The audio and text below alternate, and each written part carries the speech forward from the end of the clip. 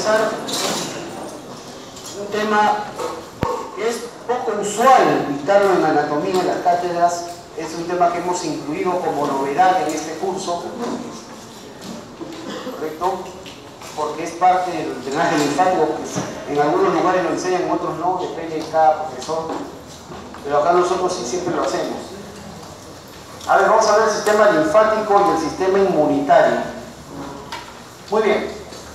Definición del sistema linfático: es un sistema de transporte de fluidos anexo al aparato cardiovascular y que se va a iniciar en el intersticio de los tejidos. O sea, ustedes ya han visto en la parte cardiovascular, las arterias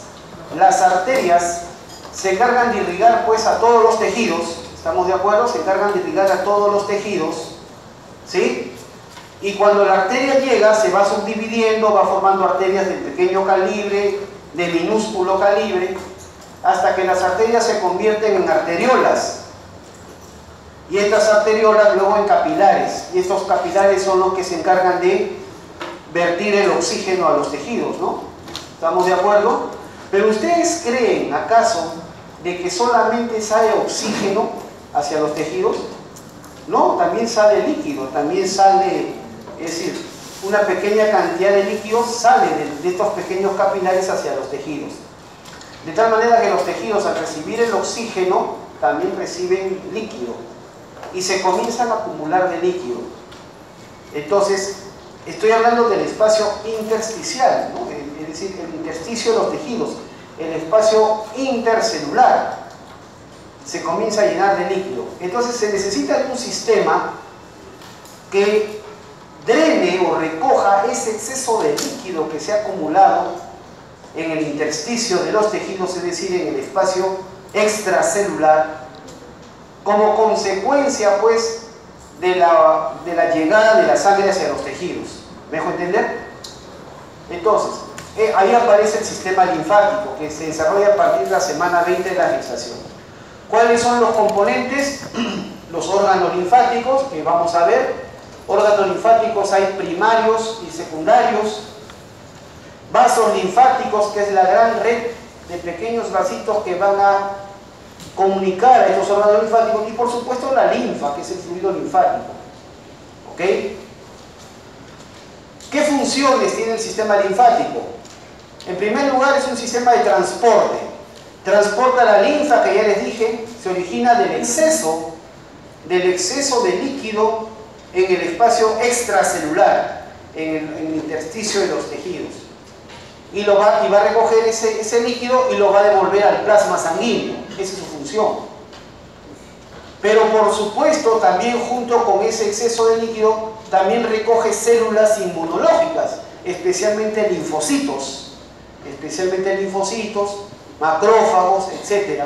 Inmunoglobulinas, que son anticuerpos producidos precisamente por los linfocitos, y lípidos.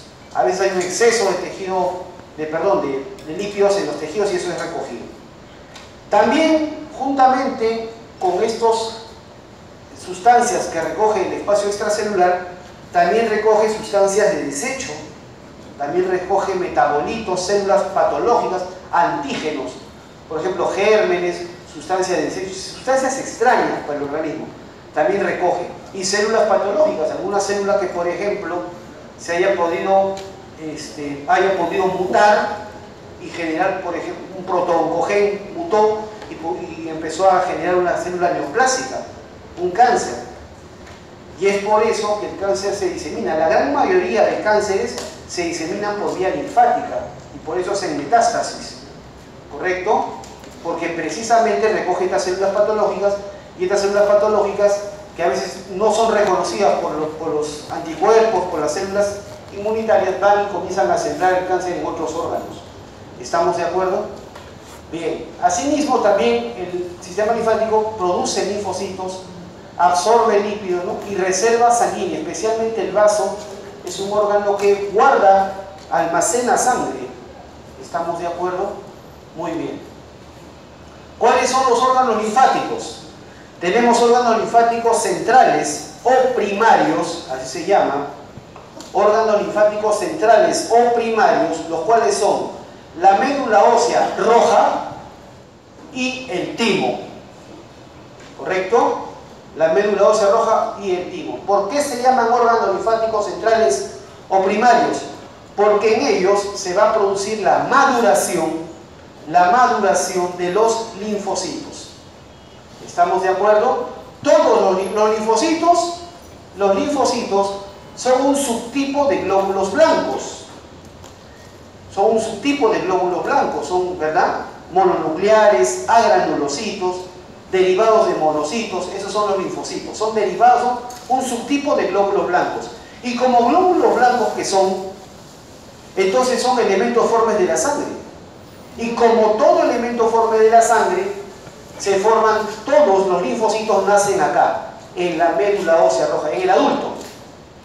Ya en el adulto, todas las células sanguíneas se forman en la médula, en el niño también, en el niño y en el adulto, se forman en la médula ósea roja, después del nacimiento. Los linfocitos se originan, nacen en la médula ósea roja. Pero un grupo de linfocitos se queda en la médula ósea roja para madurar. Y otro grupo migra hacia el timo para madurar. Los linfocitos que migran de la médula ósea roja hacia el timo para su proceso de maduración se llaman linfocitos T, T de timo precisamente. Linfocitos T, aquellos que van a madurar en el timo. ¿Dónde nacieron? En la médula ósea roja, pero migraron hacia el timo para madurar. Los linfocitos que se quedaron en la médula ósea roja y maduran ahí son los linfocitos B. Se llaman linfocitos B porque fueron descritos por primera vez en un órgano inmunitario de las aves, que es la bursa de Fabricio. Entonces, pues, linfocitos B por bursa de Fabricio, nada tiene que ver con el vaso. ¿Estamos de acuerdo? Primer concepto elemental. Entonces, bien, esos son los órganos linfáticos primarios o centrales. Pero tenemos los órganos linfáticos periféricos o secundarios, que son aquellos donde los linfocitos, una vez que alcanzaron su madurez, estos linfocitos van a ser transportados por la vía sanguínea para, digámoslo así, pues para que se estrenen, para ver si ya está capacitado, ya recibió su formación universitaria, sale con su título del timo de la médula ósea roja, ahora sale a trabajar, anda, demuestra para qué sirves. Entonces, precisamente los linfocitos van a ser llevados hacia estos órganos para exponerlos frente a las sustancias, pues, a las cuales debe enfrentar. En estos órganos se van a encontrar con otros linfocitos más capacitados, se van a encontrar con antígenos. Entonces ahí van a empezar a hacer su debut, van a empezar a desarrollar sus anticuerpos, sus factores de reconocimiento, etc. ¿Estamos claros? Estos órganos periféricos secundarios, donde los linfocitos se van a capacitar al ser expuestos a los antígenos, sustancias extrañas, son el vaso, los ganglios linfáticos o nódulos linfáticos, el tejido linfático asociado a mucosas. Ejemplo de eso, acá tenemos el famoso anillo tonsilar faríngeo de Waldeyer. ¿Se acuerdan las amígdalas de la faringe, de la naso y la orofaringe? Ellos forman, eso es tejido linfático asociado a mucosas. Las placas linfáticas intestinales, que se encuentran fundamentalmente en el íleon. En el íleon son las famosas placas de Peyer. Y las tonsilas apendiculares, tejido linfático, las amígdalas de la apéndice secal o las tonsilas de Roux. Amígdalas de Roux es el tejido linfático del apéndice secal. Entonces todo esto es parte del tejido linfático y todos ellos constituyen órganos periféricos secundarios donde pues el linfocito sale a debutar. Bien, la médula ósea roja en un recién nacido está presente en casi todos los huesos. Ya en un adulto queda confinada. ¿Dónde? ¿Dónde hay médula ósea roja en un adulto? En huesos planos. La bóveda craneal, ¿se acuerdan? La bóveda craneal, el esternón, acá lo tenemos, el esternón, las costillas, que también son huesos planos, las escápulas, ¿correcto? Los ilíacos, los cuerpos de las vértebras, ¿ven? Los cuerpos vertebrales y las epífisis superiores, las epífisis proximales, ¿ves? Están pintadas de rojo, de los húmeros y de los fémures. Ahí se localiza, ahí queda confinada la médula ósea roja ya en un adulto. Y es ahí donde se está produciendo pues toda la hematopoiesis, es decir, la formación de elementos formes sanguíneos y dentro de ellos los glóbulos blancos y dentro de ellos pues los linfocitos. ¿Ok? Entonces se van a producir linfocitos T y B en la médula ósea roja. El timo, aquí está el timo, una víscera sólida localizada en el tórax, ocupa el mediastino superior y anterior desde el punto de vista regional. ¿Qué características físicas tiene el timo? Es una víscera glandular de aspecto bilobulado, es como dos lóbulos idénticos, uno derecho y uno izquierdo, casi de forma piramidal, de superficie irregular, color amarillo rosáceo. ¿Y cuánto pesa el timo? En un recién nacido pesa entre 12 a 15 gramos, en un preadolescente, que es la última etapa donde alcanza su máxima función el timo, de 30 a 40 gramos. Después, cuando entra a la adolescencia, el timo comienza a atrofiarse, comienza a involucionar. ¿Cuánto mide el timo en su mejor etapa? Vertical 5 centímetros, transversal 4 y antero-posterior 0,6 centímetros. ¿Estamos de acuerdo? Muy bien. Mayormente activo durante la etapa del momento del nacimiento y preadolescente, ¿no? Al iniciar la adolescencia empieza a atrofiarse y su tejido es reemplazado por tejido adiposo. Por eso que en el cadáver, la mayoría de cadáveres acá son adultos imposibles de un timo, ¿no? Con los adultos se encuentran restos de grasa. En el timo se da la maduración de los linfocitos de tipo T. Los B maduran en la médula ósea roja. Ya lo he dicho. ¿Está claro? Muy bien. Entonces es parte de los órganos linfáticos primarios. Funciones. El timo tiene función linfática, inmunitaria y endocrina. Linfática, produce linfa y sus componentes. Inmunitaria, maduración de linfocitos T, ¿no? Y endocrina, produce dos hormonas, la timopoietina y la timosina. La timopoietina es la hormona que estimula a que los linfocitos migren hacia el timo. ¿Me dejo entender? Migren hacia el timo. Y la timosina fomenta la maduración ya dentro del timo. ¿Estamos claros? Muy bien. Eso es entonces la función del timo: linfática, inmunitaria y endocrina. El vaso, aquí está el vaso. Miren, ¿a quién se ha levantado acá? El estómago, ¿no? Acá está el hígado, lo han levantado. El estómago lo han cortado acá el epiplon mayor para levantar el estómago así. Detrás del estómago, ¿cuál es la principal víscera que está detrás del estómago? El páncreas. El páncreas. Aquí está el cuerpo y la cola del páncreas. Y la cola del páncreas está en relación casi directa con el vaso.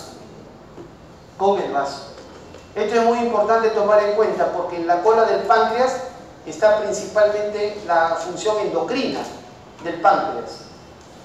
La función endocrina del páncreas tiene que ver, por ejemplo, con el metabolismo de la glucosa.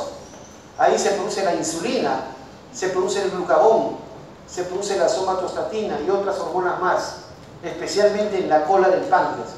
Por eso que cuando un paciente llega a emergencia por un estallido del vaso, por un traumatismo, ¿no? Y a veces es necesario hacer la esplenectomía, sacar el vaso, hay que tener mucho cuidado al disecar acá, porque accidentalmente puede, al momento de cortar el vaso, sacar el vaso, llevarse la cola del páncreas y va a producir severas alteraciones endocrinas en el paciente. ¿Correcto? Muy bien. Entonces, aquí está el vaso. La palabra vaso significa cuerpo abultado, parece un coágulo de color rojo vinoso. Es una víscera sólida localizada en el abdomen a nivel del hipocondrio izquierdo. Es la más friable del abdomen. ¿Qué significa la palabra friable? Friable significa que rápidamente se puede romper, que rápidamente se deshace entre las manos. Uno agarra un vaso y lo comprime, se rompe con facilidad. ¿Estamos de acuerdo? Es la víscera más friable del abdomen. Aspecto abultado, superficie francamente lisa, color rojo vinoso, tiene un peso de más o menos de 160 a 200 gramos, ¿no? Dimensiones, va entre 12 a 16 centímetros de largo, 6 a 8 centímetros en el sentido transversal y 3 a 5 centímetros de espesor. ¿Estamos de acuerdo? Esa es la característica física del vaso. Aquí está el vaso, visto desde la derecha, o sea, visto desde su cara interna, y visto desde la izquierda, de su cara externa. Esta es la cara visceral del vaso, cara visceral porque se relaciona pues con las demás vísceras, y la otra es la cara costal, se relaciona con las costillas, ¿se dan cuenta? Muy bien, cara costal. Aquí tenemos, en la cara visceral tenemos, este es el borde superior, borde inferior. El borde superior se observa unas muescas, 3 o 4 muescas. Es una característica peculiar del vaso. 3 o 4 muescas. ¿En qué borde? Superior. El borde inferior, ¿cómo es? Prácticamente plano, uniforme. El polo anterior, que es más ancho. El polo posterior, que es más puntiagudo. ¿Correcto? Y tenemos acá la superficie visceral. La impresión de algunas vísceras, la impresión del estómago, la impresión del riñón izquierdo y la impresión del ángulo esplénico del colon. Entonces dejan su impresión acá. Y acá tenemos, miren ustedes, ¿ven? Este es el ilio esplénico, la abertura, y este es el pedículo esplénico, la arteria esplénica y la vena esplénica. ¿Correcto?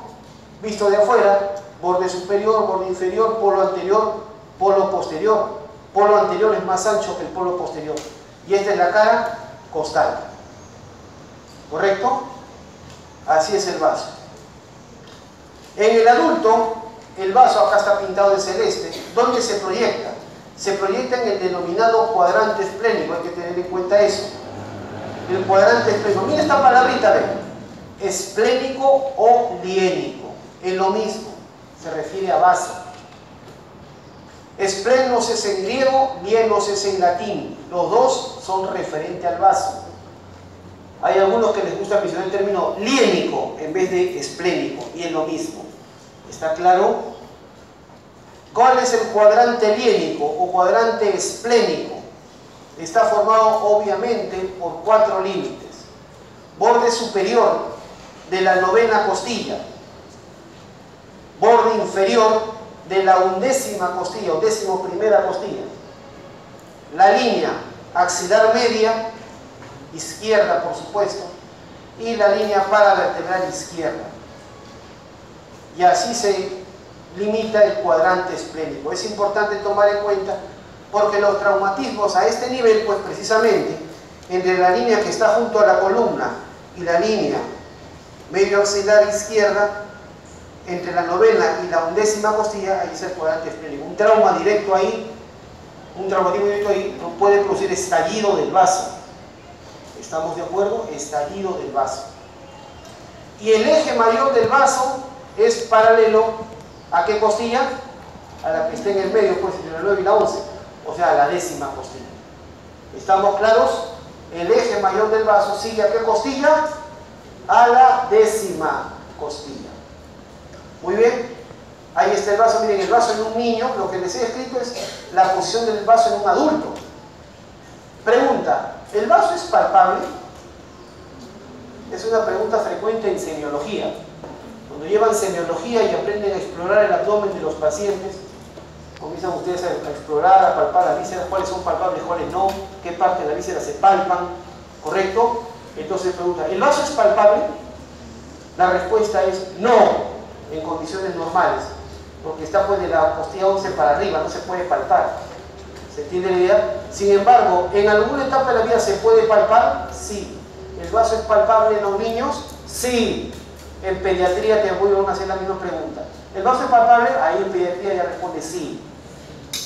¿Estamos de acuerdo?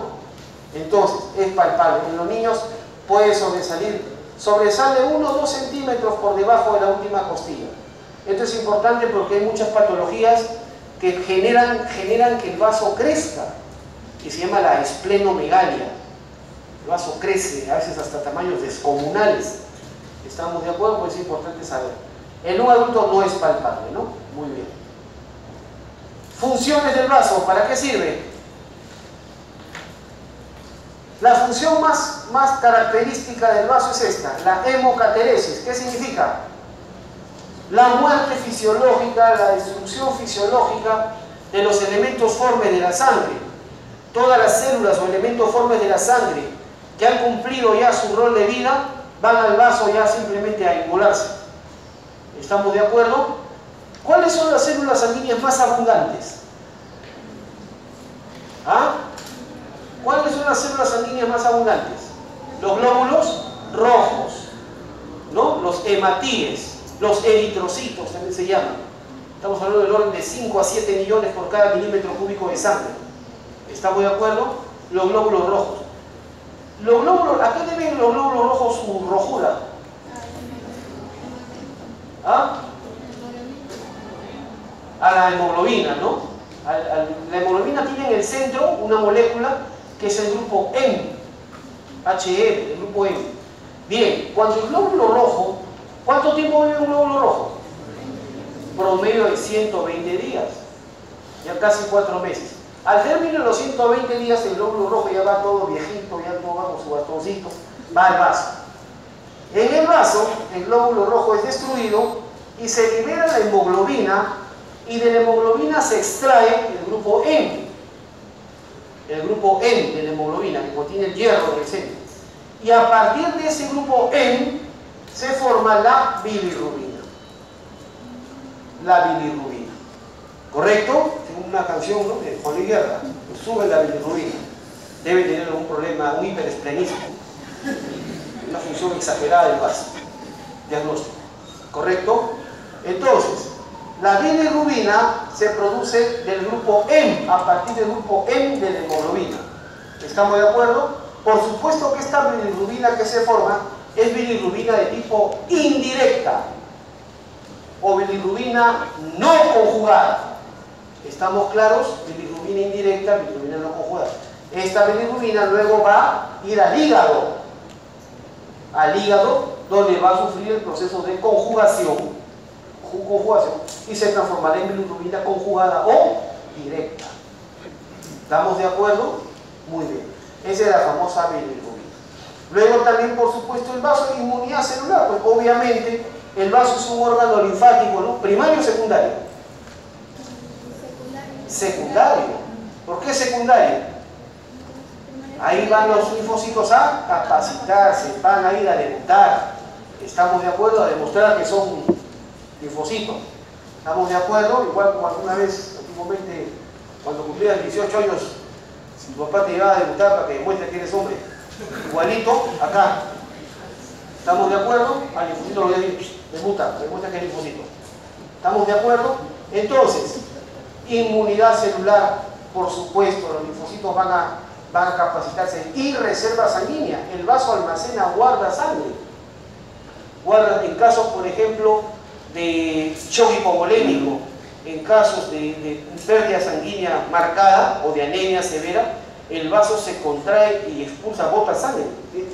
Tiene reserva sanguínea, ¿correcto? Muy bien, esas son las funciones del vaso. ¿Cómo está irrigado el vaso? Mira, ve, esta arteria que está acá en el centro con una columna, ¿cuál es? Esa es la aorta descendente, ¿no? La aorta ahí en el abdomen. Llaman aorta abdominal, y acá sale el famoso tronco celíaco. Y del tronco celíaco, de la aorta sale el tronco celíaco, y del tronco celíaco sale esta arteria, la arteria esplénica o arteria liénica, es lo mismo. Arteria esplénica o arteria liénica, es la rama más gruesa y más larga del tronco celíaco. ¿Qué característica tiene esta arteria? ¿Cómo es su trayecto? ¿Recto? No, es sinuosa. Trayecto sinuoso. Y una característica que es recontra fácil reconocerla es porque la arteria esplénica va montada, va apoyada ¿sobre quién? ¿Sobre quién está? Recorre el borde superior del páncreas. es la arteria que recorre por el borde superior del páncreas y de ahí entra al vaso. ¿Estamos de acuerdo? Donde se va a dividir en polar anterior, polar posterior y las otras ramas. Ya no se complica la vida. ¿Estamos de acuerdo?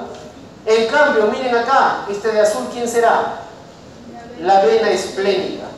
La vena esplénica, a diferencia de la arteria, la vena es de trayecto más rectilíneo.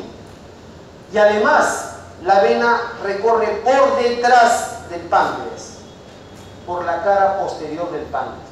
Entonces, un detalle que no debe olvidar. La arteria es sinuosa y está apoyada sobre el borde superior del páncreas. En cambio, la vena esplénica o línica es más rectilínea y recorre la cara posterior del páncreas. ¿Correcto? Esta vena esplénica, ¿dónde termina? La vena esplénica regresa y se va a unir a esta vena. Esta es la vena mesentérica inferior. La vena mesentérica se une, la vena esplénica se junta con la mesentérica inferior. ¿Correcto? Y de la unión de ambas, ¿quién nace? El tronco espleno-mesentérico. Esplénica, mesentérica inferior, nace el tronco espleno-mesentérico. Y este tronco espleno-mesentérico se va a juntar, se va a unir a la vena mesentérica superior. A la vena mesentérica superior, y de ahí se va a formar la vena porta. ¿Correcto? La vena porta. ¿Se entendió? Y la vena porta es la que entra al hígado. ¿Se entiende? Por lo tanto, la sangre que es recogida del vaso por la vena esplénica, ¿dónde va a terminar finalmente? En la vena porta, en el hígado. Todo lo que el vaso produzca va a ir al hígado. Al hígado. Por eso que siempre las patologías hepáticas están asociadas, generan algún trastorno a nivel esplénico. ¿Estamos claros? ¿Se entiende? Muy bien. Bien, y hablemos de los ganglios linfáticos o nódulos linfáticos. ¿Qué son los ganglios linfáticos o nódulos linfáticos?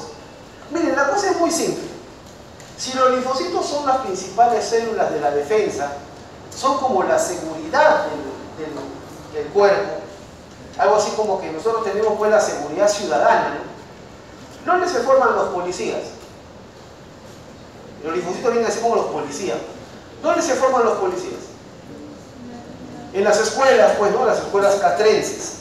Entonces, obviamente, digamos, un centro de producción, por ejemplo, la médula ósea roja, serían las escuelas castrenses.